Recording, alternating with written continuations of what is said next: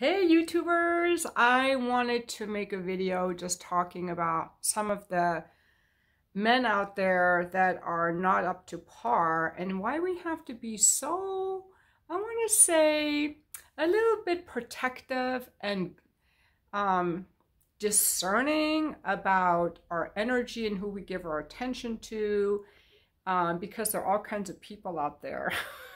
It's like hilarious. So since I'm a single woman, I'm going to give you some examples of what I've seen of men who try to approach me that seem a little bit off-putting to me. I think that this is just a good, interesting stories, and maybe some women will get something out of it too. So there was a gentleman making comments on my video saying, this is a video a few back where I said that my content will be changing and I will not be talking about my escort work. I'll be promoting more my life coaching stuff and what I'm learning about inner child healing, letting go of emotional reactivity and stuff that make me just feel a lot happier, and that I've helped other people feel happy if they come to me with problems like depression and anxiety and relationship issues. And then all of a sudden their lives improve because they've done a few simple things, and I want to bring this to a wider audience. This gentleman thought it would be very boring and I will lose my subscribers because men are after only one thing, which is sex. Don't I know that? And I said, well, let the audience change, because as I've changed throughout my life, my friends have changed. They just always change as I change. Also, by the way, I don't monetize my videos, so the subscribers don't bring me any money, at least not yet. So I told him that my audience would change, and he asked me to make a new YouTube channel, to which I'm like, go fuck yourself. And I blocked him because I thought he was really entitled. This is an example, I want to say, of a man that came right out of the gate being demanding, telling me what to do. He had an Indian name. I don't know if that's how Indian men usually are, but right off the bat, his comment is really demanding. He sounds controlling.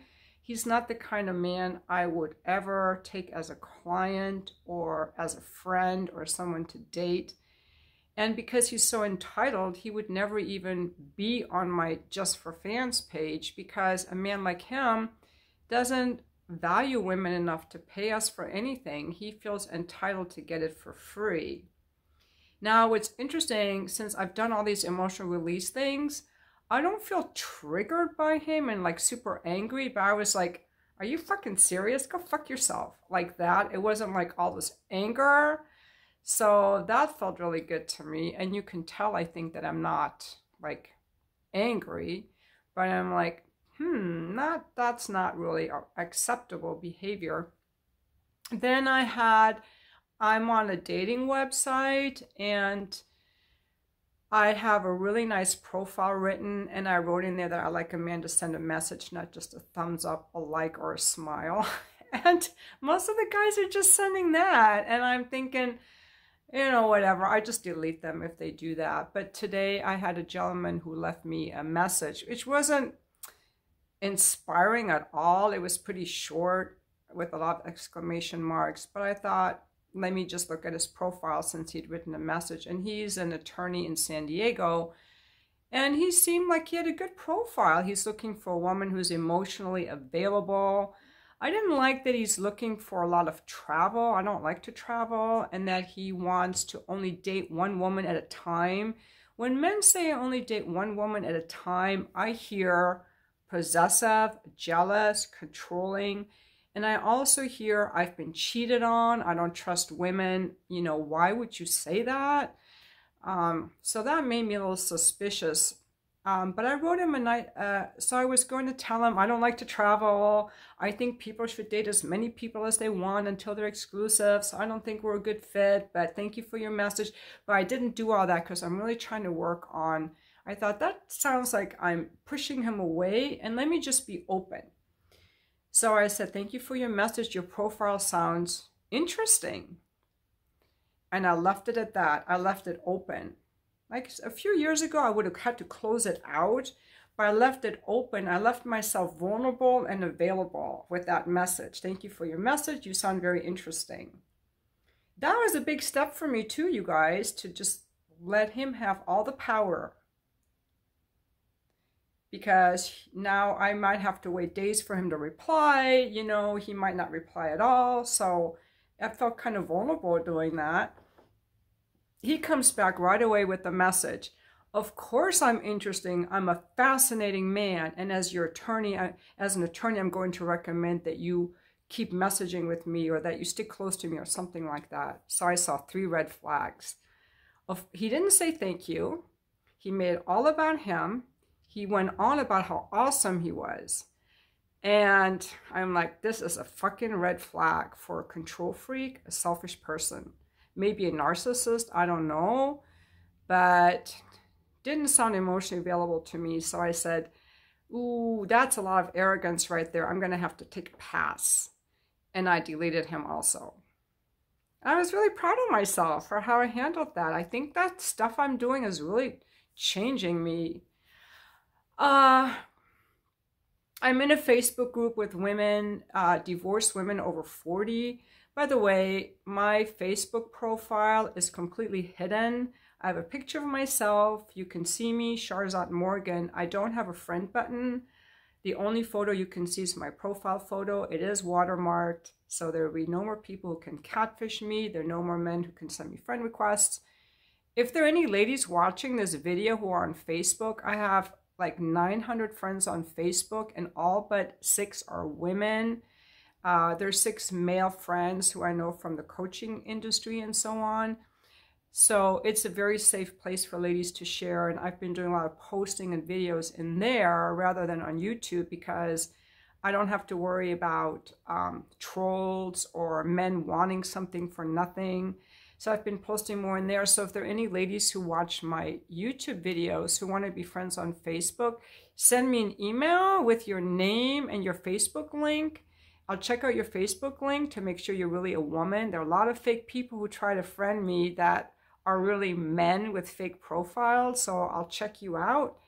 And if you really are a woman, I will add you as a friend. But send me a little email and let me know a little about yourself, because I want to make sure that I'm only friending women. Nonetheless, I'm in this Facebook group of divorced women over 40, and some of the posts are really good. Some of the women were saying that when they're online dating, they either have an experience of men just wanting sex. That's a huge complaint. The second complaint is, how come I get men who are in the military all the time? Or they're from out of the country and so on. And everyone was like, scammer, scammer, scammer. And I posted my catfish story, how a guy used my photos off my Facebook to catfish someone, followed my Just for Fans link off my Facebook page, which has since been removed, ordered a custom video from me for $100 to send to this target, and, you know, just to get more money out of this gentleman. Anyway, that's why I made my Facebook private. There are a lot of scammers out there. So my third lesson I want to teach you guys is, so the first lesson was about having boundaries. You don't have to allow anyone on your Facebook, on your YouTube, and Tranquility left a message. She just blocked 3 people off her YouTube channel. So I think it's important we can block people we don't want. The second point I wanted to make is that on dating sites, you can meet all kinds of people. You can meet people that are really controlling or critical, people that are not even available, or they're just very flippant, sending a thumbs up or thinking it's all about them, or, as I'm discovering in this Facebook group, men who just want to fuck. They just want to fuck. Come on over, let's fuck. Come on over to my place, let's fuck. I don't want to put any effort. I don't want any emotional intimacy. I don't even want to get to know you. You're just a piece of meat for me for the night. And that's what some women complain about. They don't want that. And then the other one is these men that are just catfishing. They could be women, they could be men. They're con artists using fake photos to catfish. I think there, again, we need healthy boundaries for all of these situations. We need healthy boundaries. And that comes from, I value myself, and I have requirements of people before I give them my energy. I'm not going to give you more energy than you've given to me. And that's what happens to women who just give sex too quickly.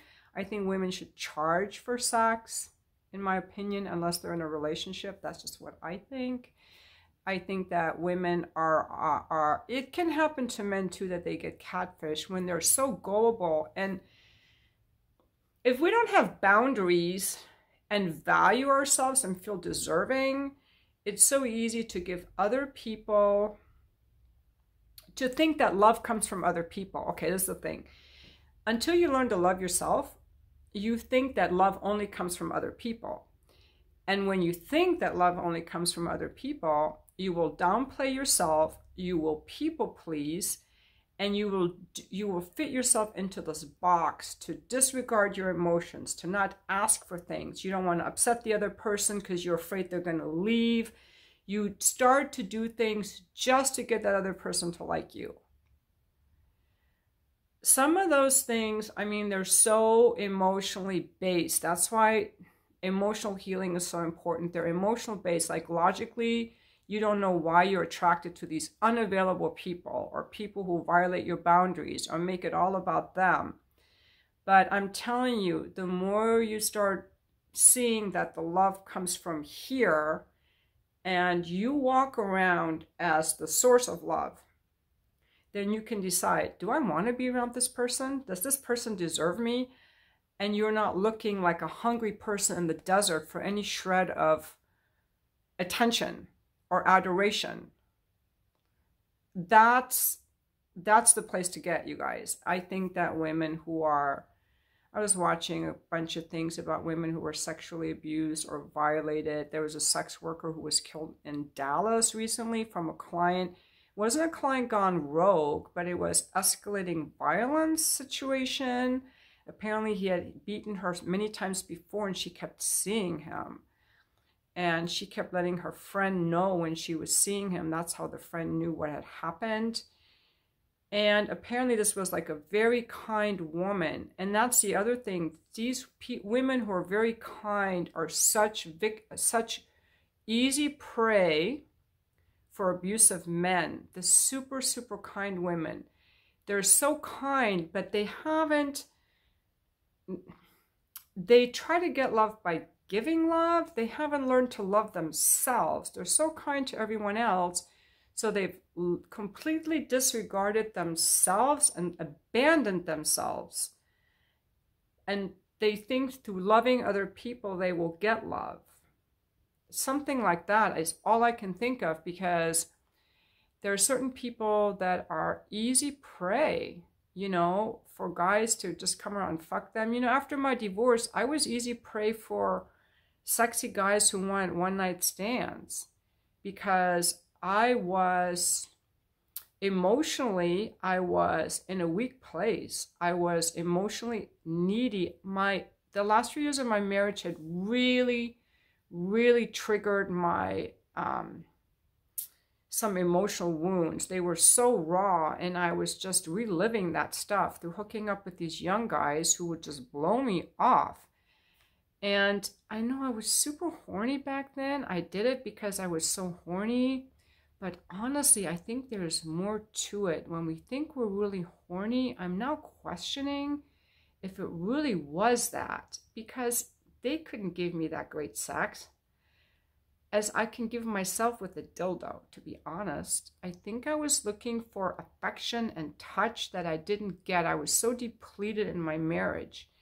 And that's my fault. I let myself get so depleted that I was so starved that I was like a starving woman in the desert, you know? And I was so hungry to explore my sexuality, but I did it with guys for free, and I shouldn't have. I should have had them all pay me, you know, or just fucked myself with a dildo, to be honest. I'm in a much more like like, it's hard to really know exactly, but I'm in a much more like grounded, stable place in myself, in a more self-loving place. And I really, really have just gotten to the point of like, realizing a few other things. Like, I was raised that I should care how other people feel more than I was cared to think about how I felt. As a child, I would get mad at my parents so quickly. If they were rude to me or hit me or told me what to do or when to go to bed, I would just get angry with them, which is different than most kids who just keep looking for their parents' approval. I didn't do that. I would just get angry with them. But I was taught to care about how other people felt. Well, what will those people think? How will those people feel? And I wasn't taught that how I felt was important. And now that's what I'm coming to now, that how I feel is legitimate, because I would think, well, how I feel, like I'm bad for wanting this. I'm bad for thinking how I feel. That's how I was raised. I was programmed that way. And even though I had a lot of boundaries, I would feel guilty about those boundaries. And I'm learning to let that all go. That's just negative programming. And when I learned all that, when I'm starting to let that go, I'm not becoming meaner to people. I still have the same boundaries, but I'm not so angry and reactive. I can state my boundaries now with more love. Another thing I was taught, that the better I have my life, the worse other people have it. And that happened when I remember I was eating dinner one night. I didn't want to finish my plate. And my mom said, well, Sharzad, you have to finish that. Think of all the poor children, starving children in Africa. I know she meant well, but really I was so startled. I was like, you mean if I stop eating when I'm full, I'm hurting children? If I stop eating when I'm full, it didn't make me have a food disorder, but it gave me a thing of my pleasure and my comfort hurts children. Children will be hurt when I take care of myself.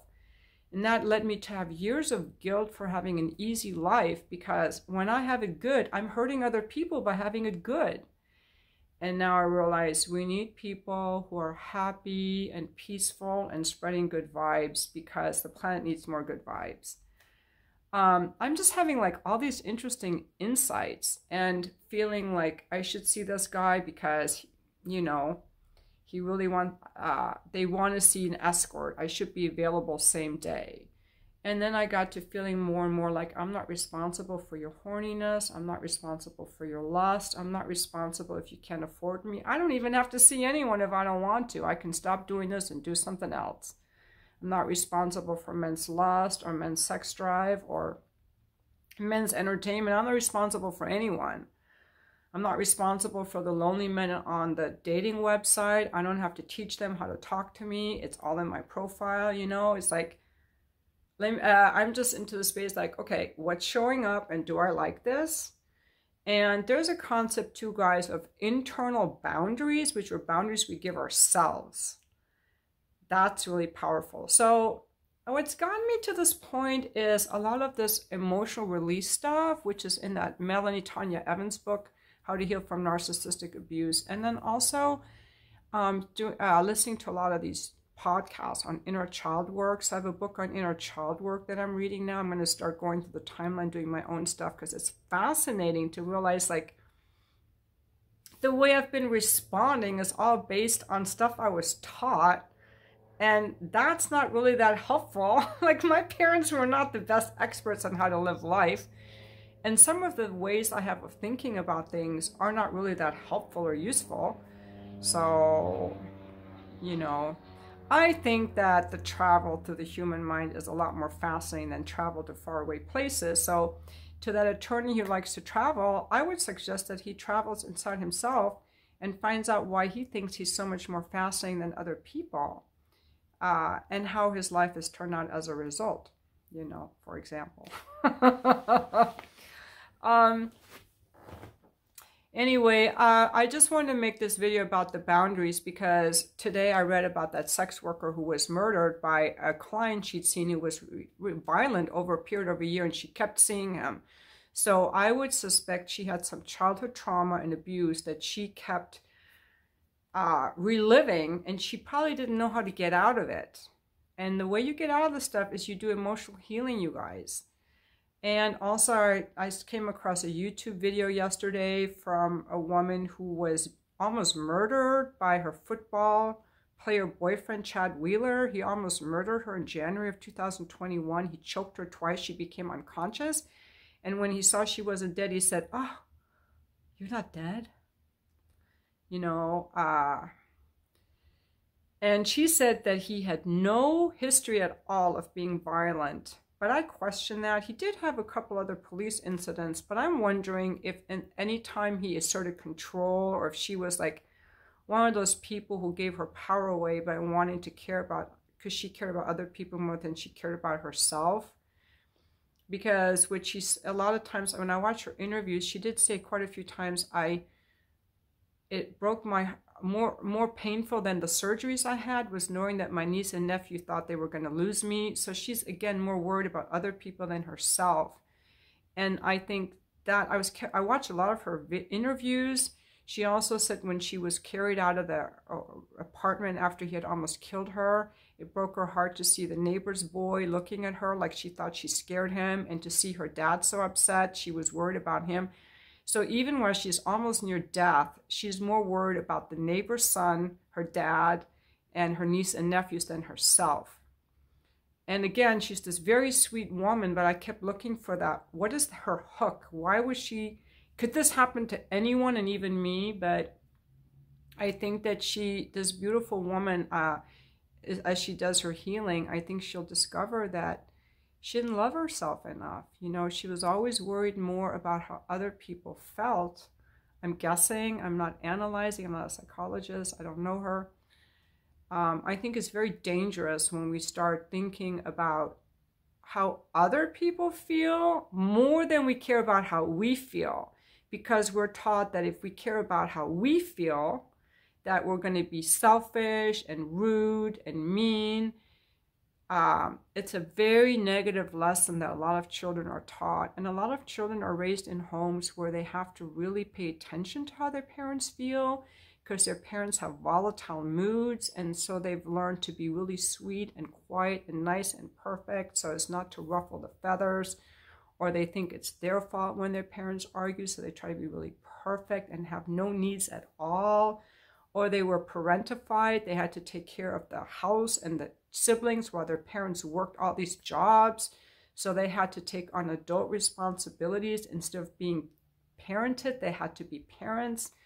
Some children become enmeshed and have to be the emotional caretakers of their mom or dad. And then the guy writing this book I'm reading, he was in charge of making sure that, you know, when his mom was at work, that his dad didn't drink too much. I mean, you get a little kid that responsibility, and so you end up with all these adults that have no sense of self, that give all their power away because they're so used to reading everybody's emotion. They know exactly how to tiptoe around, make everyone feel good, but they don't have a sense of self. And so they're very easy prey for anyone who's controlling, abusive, narcissistic, critical, homicidal, maniacs. It's so important, you guys, that you love yourself and that you figure out what are all the ways and all the barriers in the way to you loving yourself. And I think any woman that goes to a guy's house on a first or second or third date and fucks him, he doesn't even ever take her out, you know, you got some self-esteem issues there. You're messaging guys online that you've never met and sending them money. You have some self-esteem issues. You're with a guy who's abusive. You probably have some self-esteem issues. Like, look at what's happening in your life. Bring it in. Like, for me, I kept going for emotionally unavailable men. Maybe I had some self-esteem issues too. Maybe I shouldn't say self-esteem issues.